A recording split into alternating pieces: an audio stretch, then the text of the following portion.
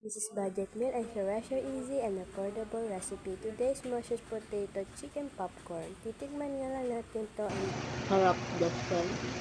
Ang una nga lang natin gagawin is yung breading ng ating chicken. Maglagay natin cornstarch, tsaka baking powder, tsaka all-purpose flour at pepper. And then salt. Inis nga lang natin ito. And then next naman yung ating chicken. Na-marinate nga lang natin ito ng bawang and pepper and salt and paprika. Tsaka mag-a-add nga lang tayo dito ng ating milk.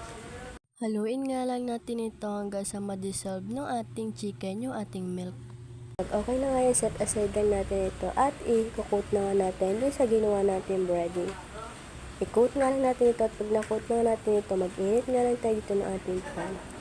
Tsaka naman natin dito ilagay at i-prito na nga natin.